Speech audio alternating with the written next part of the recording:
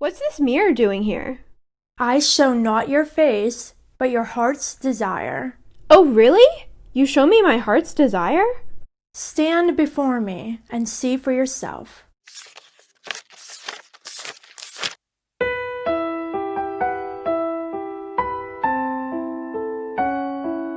This podcast is the property of The Half-Blood Princesses.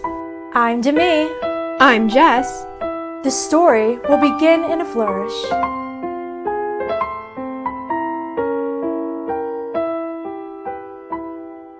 Hello everybody, welcome to episode 3 of The Half-Blood Princesses, a Harry Potter podcast. We're so excited to be here with you guys again, but before we get into the episode, we'd like to say thank you to all of you who follow us on social media. Our Twitter and Instagram handle is at HBPrincessesPod, and our Facebook page and YouTube channel are called The Half-Blood Princesses, a Harry Potter podcast. We also have a voicemail line, which is 412-228-5435. Leave us a voicemail and we will feature it in a future episode. And speaking of voicemails, we got a really nice message from our fan, Maddie. Let's hear it. Oh my goodness, I had to call just to hear your adorable voicemail. Demi, I love y'all. Oh my god, y'all are so friggin' awesome. I know I say that every time, but I mean it. And also, every time I watch an episode, I swear, all I want to do is just call you up and discuss in detail, like, what y'all talked about, all your theories, all your questions, all of that. and like, give you my opinion, not that you asked for it, but just talk to y'all about it. Oh my gosh, y'all are the best. Anyway, love y'all, love y'all, love y'all, love y'all. Can't wait till the second. Bye. Thank you so much for your message, Maddie. I'm so happy you love our podcast. If you want to talk Harry Potter theories with us, please reach out to us on social media. Definitely. Thank you so much for always being so sweet and supportive. We love you. Your comments make our day, and we're really excited to put out this podcast for people like you who enjoy our episodes. Now, Demi, can you tell us what our topic is for this episode? Our topic is the Mirror of Erised. And now, let's get into our quote. It's time for Quick Quotes Corner. This quote was spoken by Dumbledore in Harry Potter and the Sorcerer's Stone in Chapter 12, The Mirror of Erised. However, this mirror will give us neither knowledge or truth. Men have wasted away before it, entranced by what they have seen, or been driven mad, not knowing if what it shows is real or even possible. The Mirror of Erised, like many objects in the wizarding world, has the potential for both good and evil. Everyone has deepest desires, and for some, it can be hard to come to terms with what that deepest desire is. Getting the chance to look into this mirror and have someone's deepest desire literally reflected back at them can be a moment of clarity.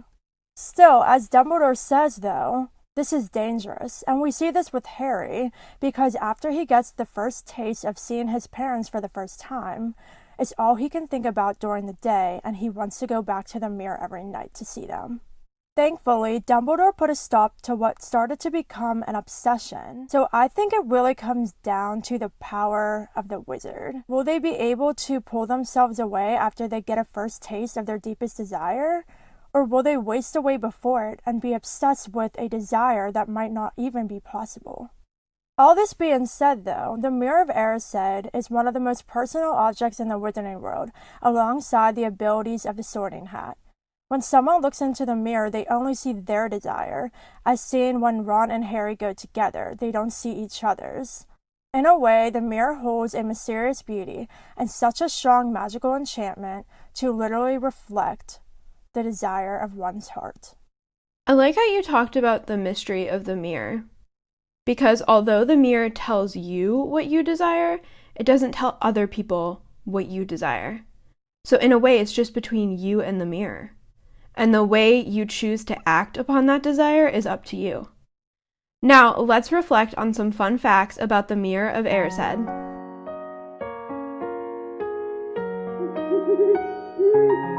Hey, it's Polly, our owl. She's flying in with the fun facts. Thank you so much, Polly. Before we get into fun facts about the Mirror of Erised, let's talk about mirrors in general, starting off with some very interesting superstitions. First, if you break a mirror, you're destined for 7 years of bad luck. The ancient Romans believed that human life renewed itself by mirroring the cycles of the moon every 7 years.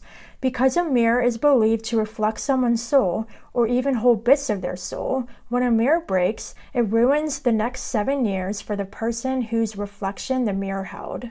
Next, Victorian parents tried to keep their children away from mirrors. They believed that if their reflection showed in a mirror, it could track their soul and stunt their growth. If it didn't stunt their growth, they feared that it could imprison their innocent soul and lead to their untimely death. Lastly, in the Jewish culture, mirrors are covered after the death of a loved one so that their journey to eternity isn't interrupted by getting lost in a mirror's reflection. For deaths with extenuating circumstances, mirrors are also covered so the departed won't be able to hang around and find a body to resolve any unfinished business. Now we're going to talk about mirrors and magic in mythology and folklore. When it comes to myths and folklore, all mirrors are magical. Any reflective surface is a mirror. It can repel evil, bring good fortune, or protect someone from certain death, just to name a few. They can be mirrors of metal, stone, water, or glass, among others. One of the earliest uses of mirrors in magic has been for divination, the art of fortune-telling and predicting the future. In ancient Greek times, this was known as either catoptromancy or an optromancy. The witch or magician would dangle a mirror on a thread until its lower edge touched the surface of the water. Then, by looking into the reflections created by the mirror and water reflecting each other, the future could be told. Mirrors were also used for scrying, which is one of the oldest types of divination in recorded history, first appearing in China in 3000 BC and later in Egypt in 2500 BC and in Greece circa 2000 BC. Scrying comes from the English word descry, meaning to make out dimly or reveal. There have been many uses for scrying mirrors throughout history, including to see the future or past, to find missing objects or people, or to track criminals or others. In ancient Rome, diviners were known to gaze into mirrors to experience hallucinations of the future. Some believe that scrying mirrors, made from obsidian, allow someone to view themselves in parallel or past lives. By standing in a dark room with a candle below their face, after staring into the mirror for a while, they will see their features repeatedly change. Now I'm going to talk about some popular mirrors in myths and folklore, starting off with Narcissus and his reflection. So in Greek mythology, Narcissus was the son of the river god Cephisus and the nymph Liriope. According to myth, Narcissus was distinguished by his beauty, and his mother was told by the blind seer, Tiresias, that he'd have a long life if he never recognized himself. One day, Narcissus was walking through the woods when Echo, an Oread, a mountain nymph, saw him, fell in love with him, and followed after him. Narcissus, who recognized that he was being followed, shouted, "Who's there?" And because of who Echo is, all she could do was say back, "Who's there?" Echo revealed her identity, and because of being proud and rejecting all those who love him, Narcissus told her to leave him alone. Nemesis, as an aspect of Aphrodite, learned of Echo's story and decided to punish Narcissus. Once during the summer, Narcissus was out hunting and he became thirsty, so Nemesis lured him to a pool of water, where he saw his reflection and fell deeply in love with himself. Being in love with his reflection made Narcissus eventually realize that his love couldn't be reciprocated, and so he melted away from the fire of passion burning inside him and eventually turned into a gold and white flower.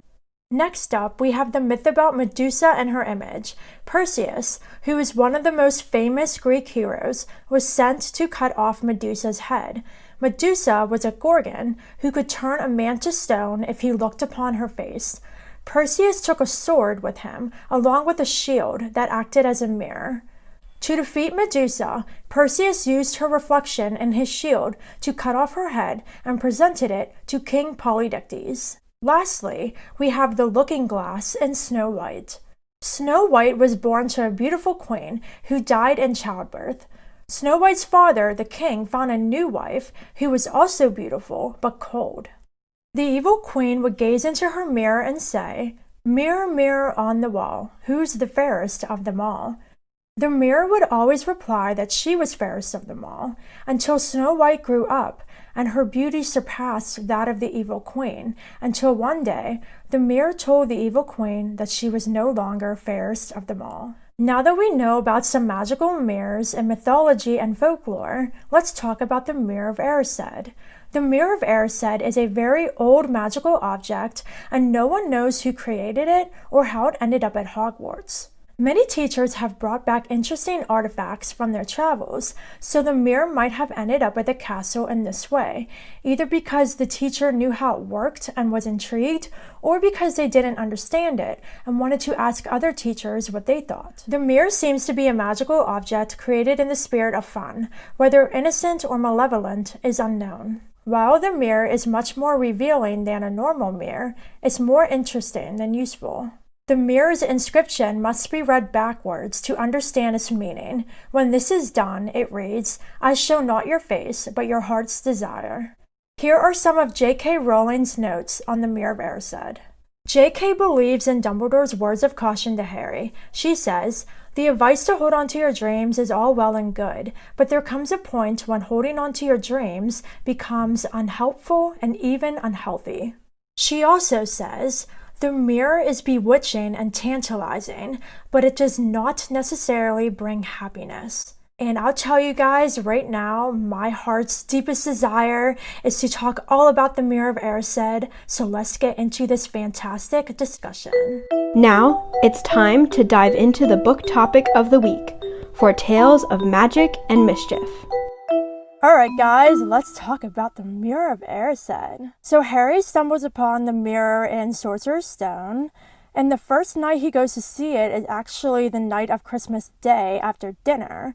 All Harry can think about at this point is the invisibility cloak that he got in that morning for two reasons. First of all, because it was his dad's, and second of all, because it's an invisibility cloak, like who wouldn't be totally fascinated by that? And he's also thinking about the note that came along with it, telling him to use it well. And because this is Harry Potter, he has to try it out right now. So he throws on the cloak and leaves Gryffindor Tower without a destination in mind. But then he gets an idea. At this point in the book, Harry and the others are trying to find out who Nicholas Flamel is ever since Hagrid let the name drop. So Harry is like, I'm going to go to the restricted section in the library and do some poking around. So Harry goes and he's looking at the hella creepy books on the shelves, and he picks one off the shelf, and this one is black and silver, and when he opens it, it starts screaming like crazy. Naturally, Harry freaks out, slams it shut, but the shrieking alerted Filch. Harry makes a run for it, and he's not really paying attention to where he's going. He just wants to get away from Filch, but he finds himself by a tall suit of armor, and he hears Snape's voice along with Filch's, and he's like, all right, I have to get out of here. So he runs into a room out of sight. It looked like an unused classroom. The dark shapes of desks and chairs were piled against the walls, and there was an upturned waste paper basket. But propped against the wall facing him was something that didn't look as if it belonged there. Something that looked as if someone had just put it there to keep it out of the way. It was a magnificent mirror, as high as the ceiling with an ornate gold frame standing on two clawed feet. There was an inscription carved around the top. Erised shot eru oit ube kafru oit on wusi. So how would you feel if you were being chased by Filch and Snape and ended up in this classroom with this mirror just standing there? Well, first I'd wonder what this saying means. Because that's my analytical side. I need to examine the mirror and see what all of these things mean. And then, like Harry, I'd look into it because why not? It's a mirror. Maybe it shows something cool, and it does. What about you?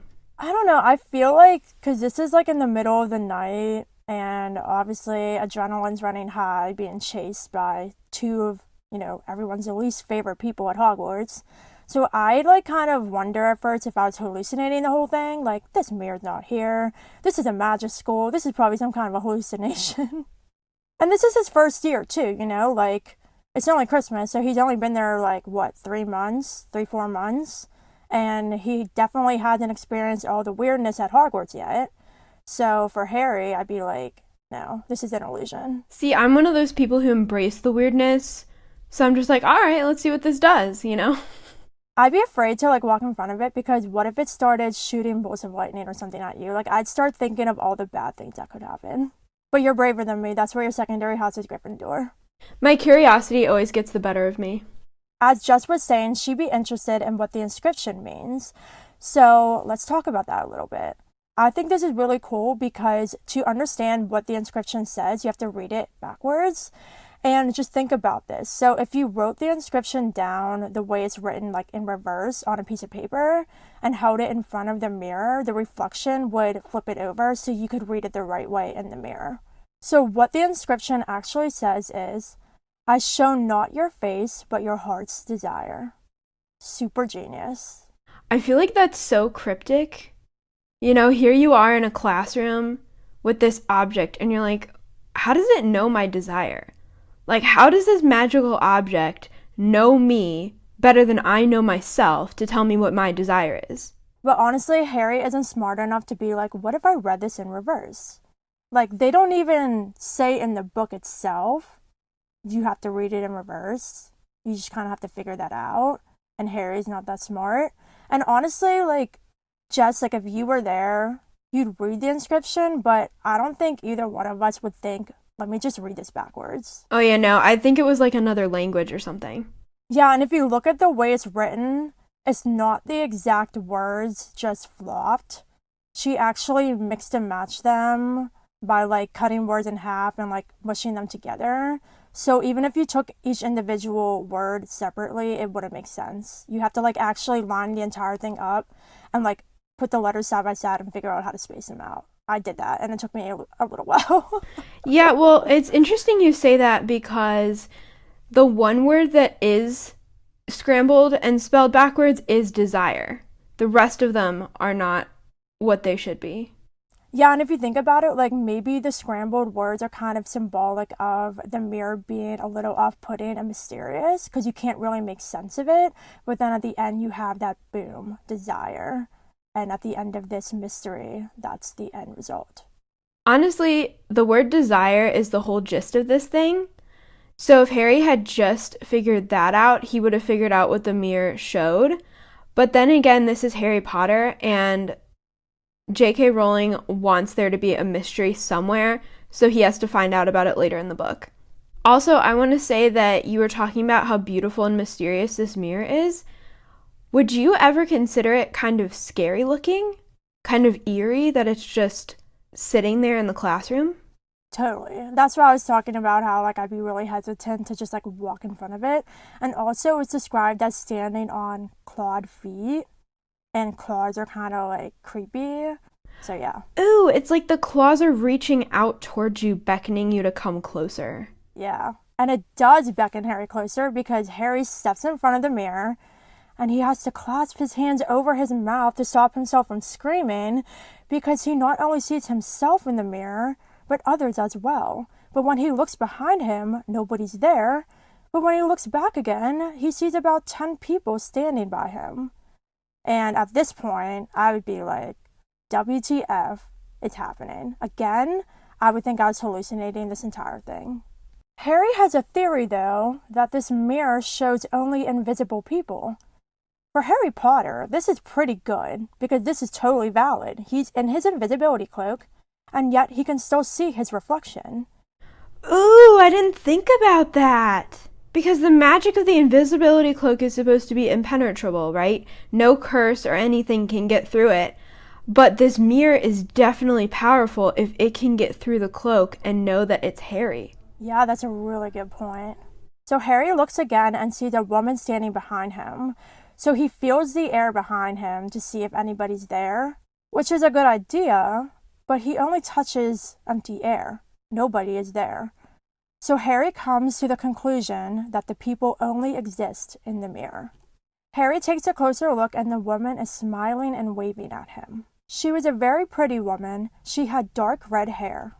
And her eyes are just like mine, Harry thought, edging a little closer to the glass. Bright green, exactly the same shape. But then he noticed that she was crying. smiling but crying at the same time.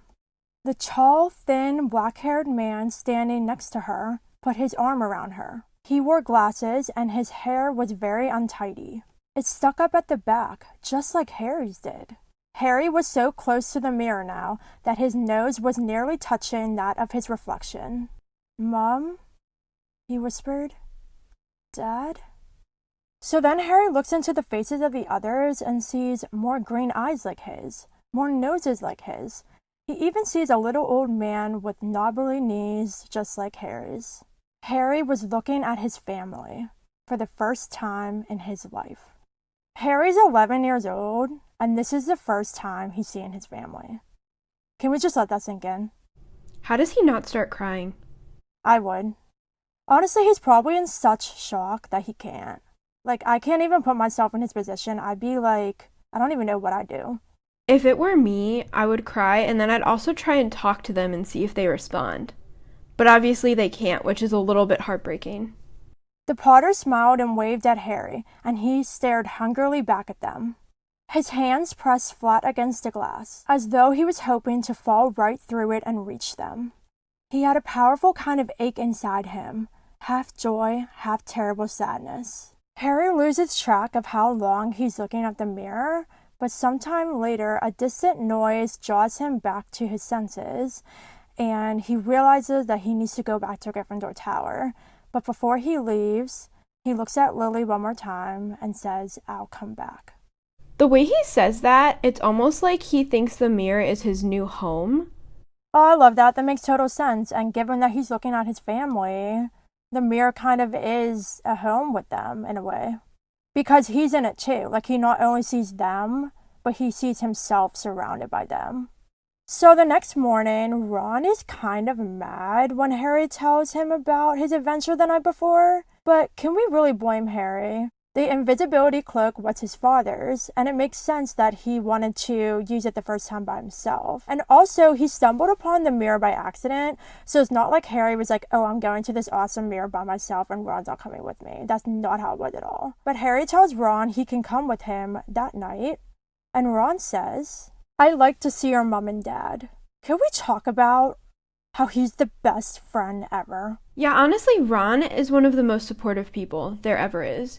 He's like, "Okay, cool, I'm just gonna meet your parents. It'll be really awesome." Yeah, really supportive. And Harry's like, "Well, you can show me all your family too, and all the Weasleys." And Ron's like, "You can see them any old time. Just come round my house during the summer."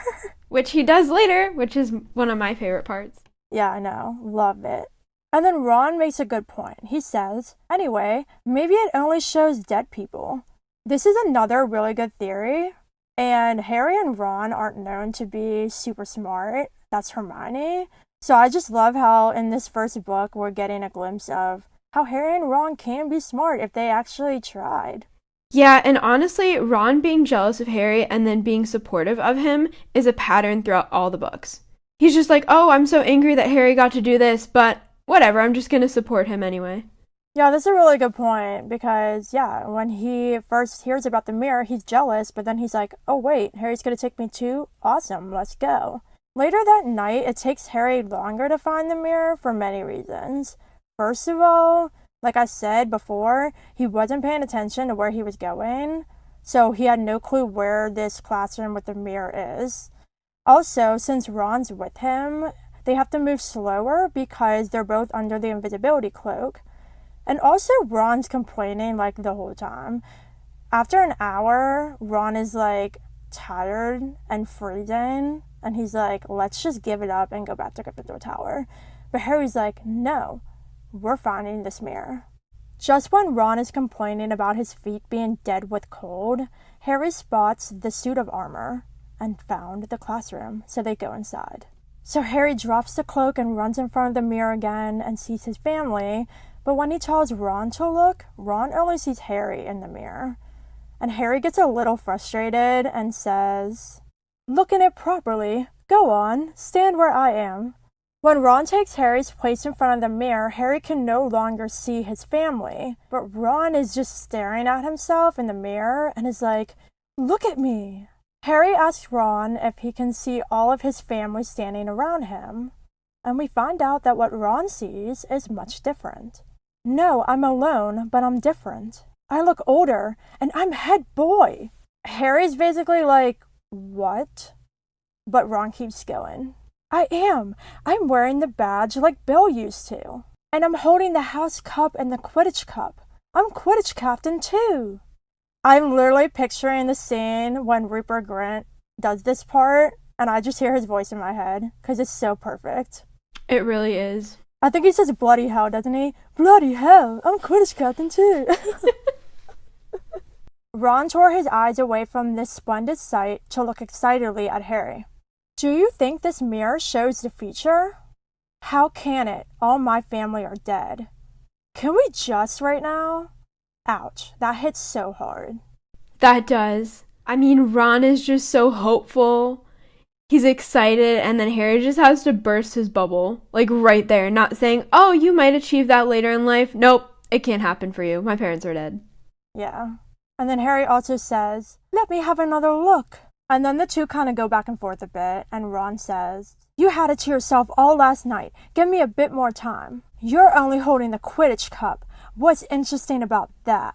I want to see my parents. Don't push me. Then there's a sudden noise outside the corridor that puts a stop to their conversation. Ron throws the invisibility cloak over both of them, and not fast enough because Mrs. Norris comes in, and both Harry and Ron are thinking the same thing. Can cats see through invisibility cloaks? And after what seems like forever, Mrs. Norris leaves. Ron then pulls Harry out of the room and tells him that this isn't safe and Mrs. Norris might have gone for Filch. So they head back up to Gryffindor Tower. The next day, Ron tries to convince Harry not to go back to the mirror again. When Harry asks why not, Ron has some pretty good points. I don't know, I just got a bad feeling about it. And anyway, you've had too many close shaves already. Filch, Snape, and Mrs. Norris are wandering around. So what if they can't see you? What if they walk into you? What if you knock something over? Harry tells Ron that he sounds like Hermione, and even though Ron says he's serious and not to go back, Harry only has one thought on his mind, and that's to get back in front of the mirror, and Ron isn't going to stop him. At this point, going to the mirror almost seems unhealthy. He's risking himself just to go see some people that are invisible and not real. Yeah, I think this also shows a big difference between Harry and Ron, because even though Ron saw himself as who he wants to be when he gets older, and all the glory that his brothers had, he's not going back to that mirror. So he, I think, is stronger than Harry to be like, yes, I want to see my desire, but this mirror is dangerous, and I have a bad feeling about it, and I'm not going back. Yeah, and you can definitely see how tempting this mirror is for people, and how some people can't withstand that temptation. Exactly, and thinking about there are different desires, Harry's versus Ron's. Harry's is a bit more extreme, so I can kind of see where Ron could easily walk away, and not Harry, who is literally seeing his family when he hasn't up until this point. So I can kind of see it from both of their perspectives. That night, Harry makes his way back toward the mirror.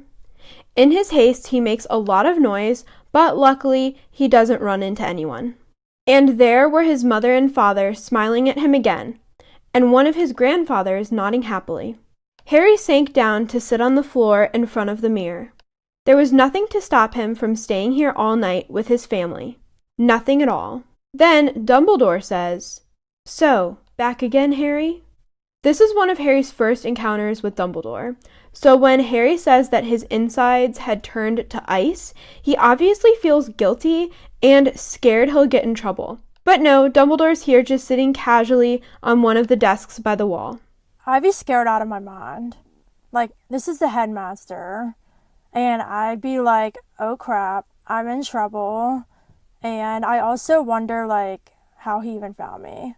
Yeah, I agree with you, because up until this point, Dumbledore is a very mysterious person. And we don't know how he's going to react to anyone in any situation.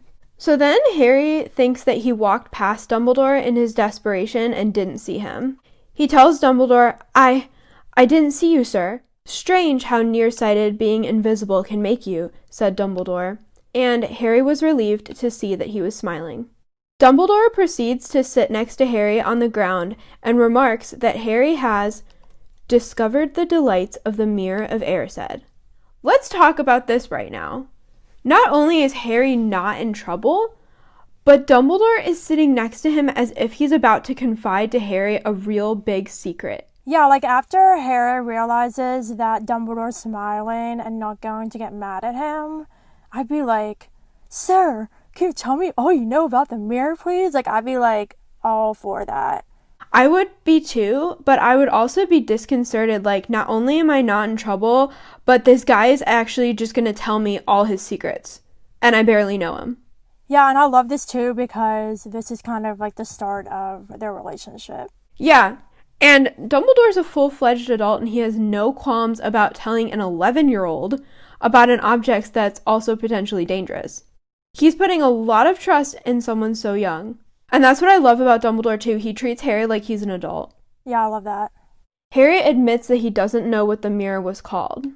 Dumbledore asks Harry if he knows what the mirror does. It shows me my family. And it showed your friend Ron himself as head boy. Question, how does he know that? Was he spying on them when Ron and Harry went?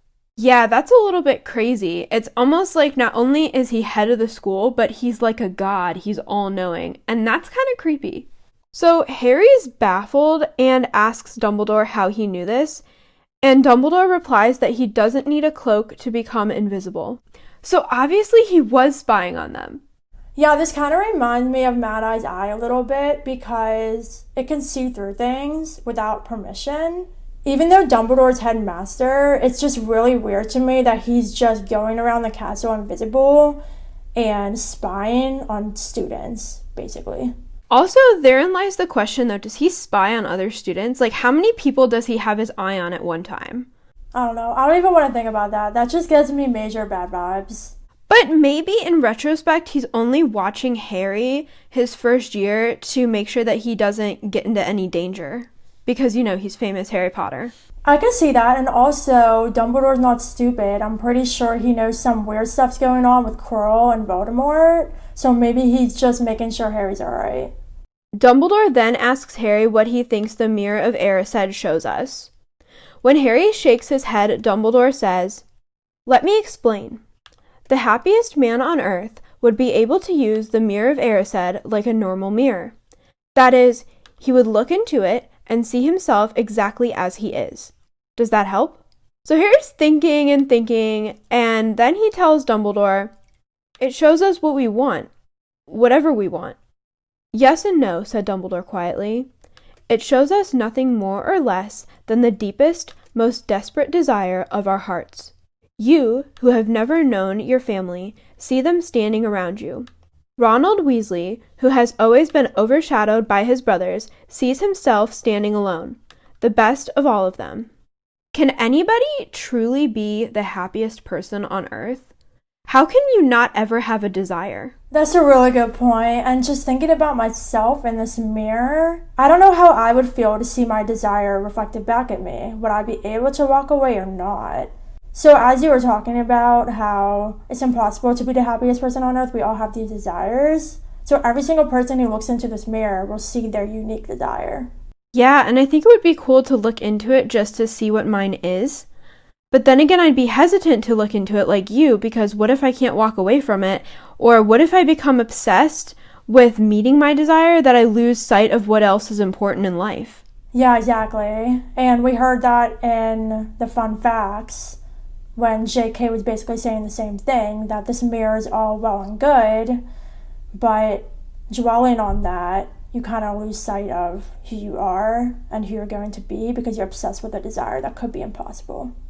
Dumbledore then tells Harry that tomorrow the mirror will be moved and not to go looking for it again. But when Harry does find it again, he will be prepared. This is such foreshadowing here, because we know Harry finds it again later in the book, but Dumbledore is like, don't go seeking for it, but you will find it again. Then Dumbledore says something that is super deep. It does not do to dwell on dreams and forget to live. Remember that. Such wisdom. It really is, and as we were talking about earlier with Ron and Harry doing the back and forth, they really want this desire to come true. But with Harry's, it can't. With Ron, it might. But your desire and your desperation to have that makes you a little bit crazy. And it's too tempting. And if you dwell too much on that dream, like Dumbledore is saying, you can waste away in front of this mirror. Like, Harry could stare at his family for the rest of his life, grow old, and not get anything accomplished just because he wants to see his family. Yeah, that's a really good point. And as I was talking about in the fun facts with the myth about Narcissus, he wasted away by staring at his own reflection in a pool of water because he fell in love with his reflection and he thought that could go somewhere. But obviously, that's impossible. Like Harry being with his parents again is impossible. So I think it's really interesting how this is rooted in mythology, and like looking at Harry, if he would have gone down that path and stayed in front of this mirror forever, I mean, he wouldn't have been the person he was at the end. And he did find closure, you know, like with the whole resurrection stone and everything. He found his closure, and stepping away from the mirror allowed him to do that. So maybe happiness also can be kind of a double-edged sword. Not necessarily good, not necessarily bad. Because it's like if you are too extremely happy, things can happen. But if you're not happy, other things can happen. Yeah, that's a really good point. And looking at this series, there's a big theme of good versus evil. And in a lot of the objects, especially the Mirror of Erised, we see how it can be both good and bad. And it's just finding that balance of, yeah, I could look in the mirror and see my desire. That could be a good thing, so you know what it is, and give yourself clarity and kind of validation. But if you take it too far, as we talked about, you'll waste away. What I love about the series is that it's so applicable to the world today.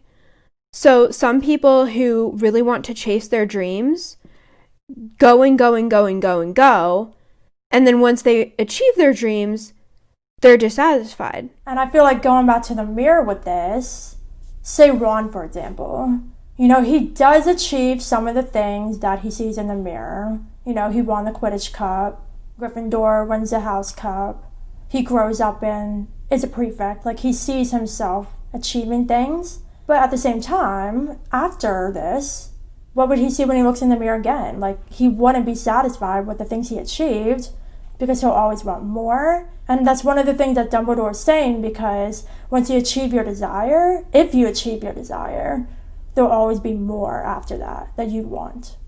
And this is total human nature. Like, we are dangerous to ourselves. Harry's dangerous to himself because if he holds on to this image of his parents, he's going to want to do something impossible. Maybe he'd go into the dark arts and try and find a way to resurrect them. You never know. Yeah, that's a really good point. And I think it's also very important that Dumbledore is the mentor to Harry that he is from the start, telling him, don't go looking for this mirror again, and laying out for him the dangers. Because like you were talking about before, like, he's spilling these secrets, but it's for Harry's own good, because if he didn't, Harry would continue to wonder what this mirror is and what it does, and he'd keep going back, but Dumbledore warning him is a good thing. Yeah, I agree, and this totally sets up the stage for their relationship for the rest of the series. It definitely does. So after this, Dumbledore tells Harry to put on his cloak and head off to bed. Before he leaves, Harry asks Dumbledore what he sees when he looks in the mirror. I see myself holding a pair of thick woolen socks. Harry stared. One can never have enough socks, said Dumbledore. Another Christmas has come and gone, and I didn't get a single pair. People will insist on giving me books. So what's hilarious about this is that Harry doesn't realize until he gets back to his dormitory that woolen socks are probably not what Dumbledore sees in the mirror. It's what Dobby would see. That's so true. But then Harry's like, well, his question to Dumbledore was a bit personal, and the two barely know each other at this point, so I guess it's obvious that Dumbledore would joke and not give up his deepest desire to Harry. Can we just give a shout out to Harry for asking him though? Like, that's true Gryffindor, straight up asking somebody, hey, what is your deepest desire? Yeah, and I think if it were me and someone asked me what I saw, I would lie too, because I don't want to divulge my deepest desire. I mean, that's a secret. That's only for me. Yeah, I would lie too, 100%. But what's really funny about this is that I read this book when I was really little, so up until now, I believed that Dumbledore saw these woolen socks, because the way that he says it is just so straightforward. It's like he's divulging a secret to Harry that's actually true, and with him, you can't really tell if he's joking or not. Like, you actually have to sit back and think about it. What do you think Dumbledore saw in the mirror? I think Dumbledore saw Ariana, because we know in Half-Blood Prince, when he drinks that potion in the cave, when he's screaming and everything, what he's seeing there is the duel between him, Grindelwald, and Aberforth. So not knowing if he's the one who killed Ariana because of that duel, I feel like Dumbledore would see Ariana alive and healthy. That was my thought, exactly. Later in the book, we see exactly where Dumbledore moved the mirror. It was the last obstacle on the way to the Sorcerer's Stone. When Harry goes through the trapdoor to chase who he thinks is Snape on the way to the stone, he's surprised to find Quirrell/Voldemort standing in front of him in the final chamber. The Mirror of Erised is behind Quirrell. Harry does what all heroes do when they don't have a plan. Talk to the evil villain and stall. He talks to Quirrell about him and Snape at the Quidditch match. Quirrell revealing that when Hermione was setting Snape on fire, she knocked Quirrell over, who was actually the one cursing Harry's broom. Harry stands there as Quirrell gets ropes to tie themselves around Harry. I mean, come on, the guy doesn't even make a move. Like, how boring is that? He just lets the villain win. I mean, but come on, he's 11 years old. He just went through all of the other obstacles from the other teachers. He expects to see Snape, and then as Quirrell, he's probably like, what? Like, he's probably so shocked that he can't really think to do something fast enough. I guess so. It just seems kind of wussy to me. And it's Harry Potter. Yeah. So they talk some more about how Quirrell let the troll in and Snape suspected Quirrell and tried to head him off on Halloween. Quirrell turns to examine the mirror now. He's done with this conversation. This mirror is the key to finding the stone, Quirrell murmured, tapping his way around the frame. Trust Dumbledore to come up with something like this. But he's in London. I'll be far away by the time he gets back. So Harry's trapped, and he's basically trying to keep Quirrell talking. So he asks Quirrell about the time in the forest when he saw Quirrell and Snape together. Quirrell walks around the mirror to look at the back, but answers Harry, saying that Snape knew what Quirrell was up to in regards to the stone and tried to frighten him that night. As though he could, when I had Lord Voldemort on my side. Wow, he's too cocky for his own good. This guy was a stuttering moron, and now he's so confident in himself. Yeah, I know. One thing I'm disappointed in, though, is, like, we don't really see Quirrell that much throughout the books. We don't even have a whole Defense Against the Dark Arts scene with him. So, since he's the one at the end here trying to get the stone from the mirror, I'm just a little disappointed that he wasn't in the book more, because it kind of seemed random, even to me when I was reading it. So that's just something that bothers me. Yeah, I mean, this really sucks because JK describes all of the classes in the beginning of the book, and she just neglects to describe Quirrell's class because, I don't know, maybe it's not important. But then he just appears at the end of the book in this big scene, and you're just like, where did he come from? I get where Harry was coming from, because Snape was the main red herring, and as a mystery writer, you want to have red herrings in there, but you also need clues to indicate why the other person would be the bad guy too. And I guess we have a few with Quirrell's turban and the constant conversations with Snape, but I just feel like we should have seen more of Quirrell. There wasn't enough. I agree. And when Snape is talking to Quirrell, it's obvious that Harry thinks that Snape is trying to scare Quirrell into following him because he's the Defense Against the Dark Arts teacher and he obviously knows more about this stuff than Snape does. Or so we think. Quirrell came back out from behind the mirror and stared hungrily into it. I see the stone. I'm presenting it to my master. But where is it? Harry struggles to free himself, but realizes it's futile and says, but Snape always seemed to hate me so much. Quirrell says Snape does hate Harry. He's so casual about this. He's like, oh yeah, this guy hates you, but he saved your life, no big deal. Yeah, it's ridiculous how he's just like, oh yeah, he doesn't like you, sucks for you, but I'm gonna kill you, so it doesn't matter. To get some context about this, Quirrell also says that Snape was at Hogwarts at the same time as James, and they loathed each other. But he never wanted you dead. Harry tries again, telling Quirrell he heard him in the classroom crying and how he thought Snape was threatening Quirrell. For the first time, a spasm of fear flitted across Quirrell's face. So now he's forced to tell Harry that Voldemort is actually with him, because he has no explanation for the whole thing in the classroom. What's really funny here is that Quirrell is fearful that Harry knows about Voldemort, but he's going to find out soon enough, so why keep it from him? Yeah, literally on the back of your head. Just turn around. Also, full disclosure, as a kid, I had trouble watching this movie because it scared the crap out of me.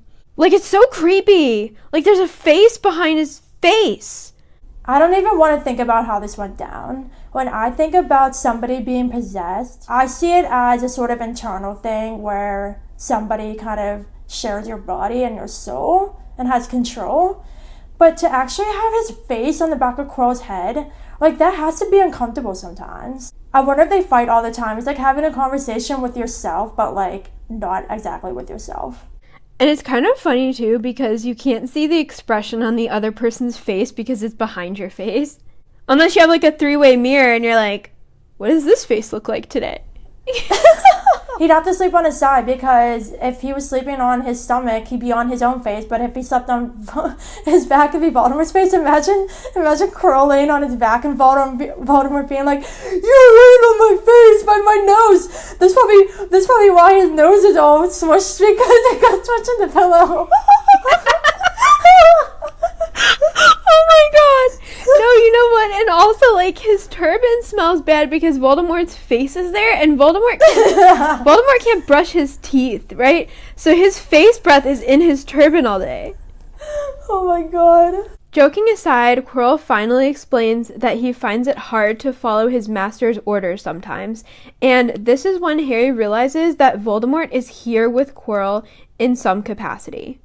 I met him when I traveled around the world. A foolish young man I was then, full of ridiculous ideas about good and evil. Lord Voldemort showed me how wrong I was. There is no good and evil, there is only power, and those too weak to seek it. Quirrell says that Voldemort is hard on him and does not forgive mistakes, and how, when he failed to steal the stone from Gringotts, Voldemort punished Quirrell. Harry reminisces about the time in Diagon Alley, chiding himself for being stupid. And then Quirrell gets back to business with the mirror. Quirrell says, I don't understand. Is the stone inside the mirror? Should I break it? Harry's mind was racing. What I want more than anything else in the world at the moment, he thought, is to find the stone before Quirrell does. So if I look in the mirror, I should see myself finding it, which means I'll see where it's hidden. But how can I look without Quirrell realizing what I'm up to? Harry tries to go left and get in front of the mirror, but he trips and falls. Quirrell ignores him. He's still pondering about what the mirror does and is asking Voldemort for help. And to Harry's horror, a voice answered, and the voice seemed to come from Quirrell himself. Use the boy. Use the boy. Quirrell tells Harry to come to him and unbinds him. Harry gets up. Quirrell repeats to Harry that he should come and tells Harry to tell him what he sees in the mirror. Harry walks toward Quirrell, thinking to himself that he must lie about what he sees. Quirrell stands close behind Harry, who is able to smell the funny scent of Quirrell's turban. He closed his eyes, stepped in front of the mirror, and opened them again. He saw his reflection, pale and scared-looking at first. But a moment later, the reflection smiled at him. It put its hand into its pocket and pulled out a blood-red stone.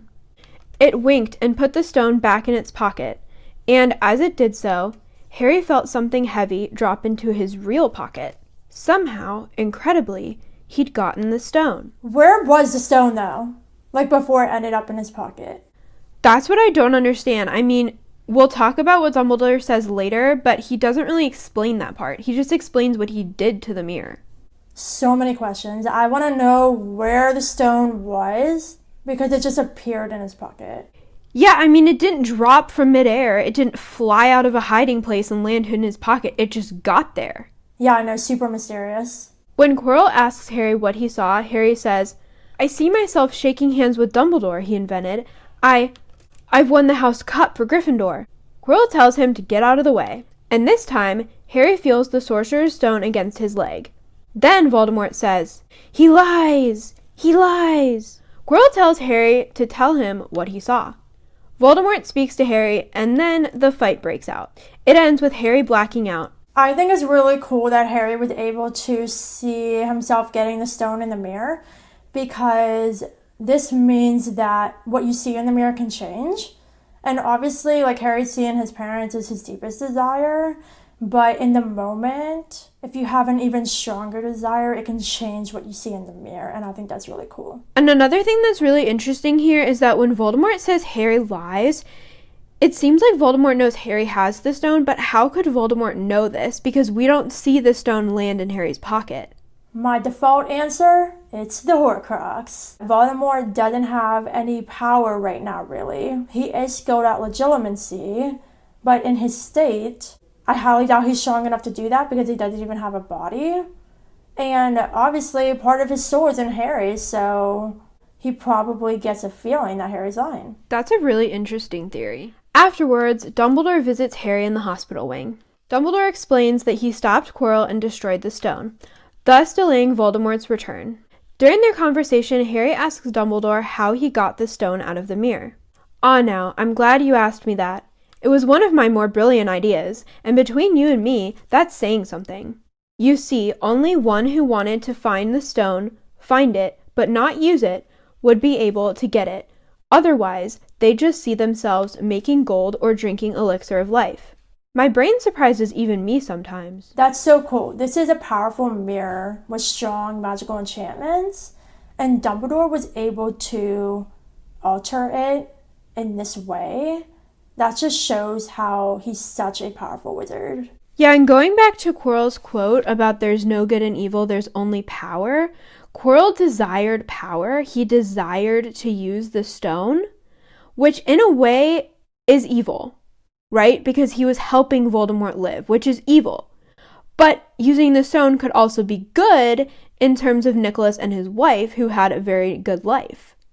But also we see the good here, because Harry, pure of heart and not wanting to use this invention, got the stone. So like we were saying earlier, the good and evil balance and the control between the two is very skewed and hard to understand, just like we see in this scene.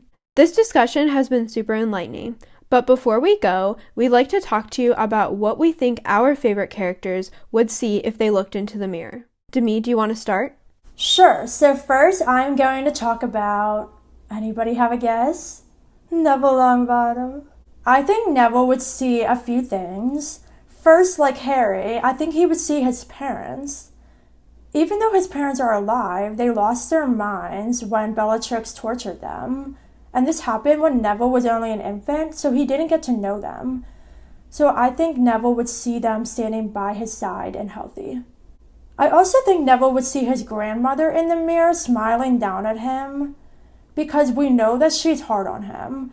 She wants Neville to be like his father, an amazing wizard, and she doesn't really accept Neville for who he is. So Neville would desire her being proud of him. Also, in terms of the way that Neville would see himself in particular, he would see himself as a strong wizard, much like the wizard he grows into throughout the series, and especially how we see him at the end of Deathly Hallows. At the beginning of the series, he isn't this strong, brave Gryffindor, so he desires the person that he will grow into. And lastly, I think Neville would see friends surrounding him. He's very odd. He's bullied. He isn't really accepted, not even by his classmates a lot of the times. So I feel like Neville really seeks out acceptance and love from his peers. So he would see friends in the mirror as well. And he would see me too, because I'm the best. Oh my God. Wow. This is Demi's book boyfriend, everybody. I've taken so many quizzes, like what Harry Potter character is your boyfriend, and I get Neville every single time. There's a quiz about that? Yeah. Why haven't I taken that quiz? Well, guys, Jess will take this quiz, and we promise we will let you know what she gets. I think those are all valid ideas.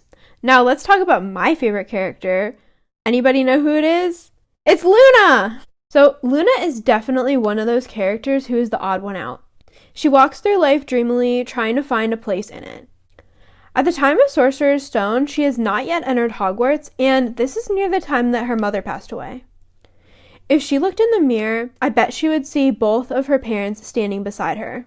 She might see the friends she desires to have sticking up for her against bullies, just like how we talked about Neville.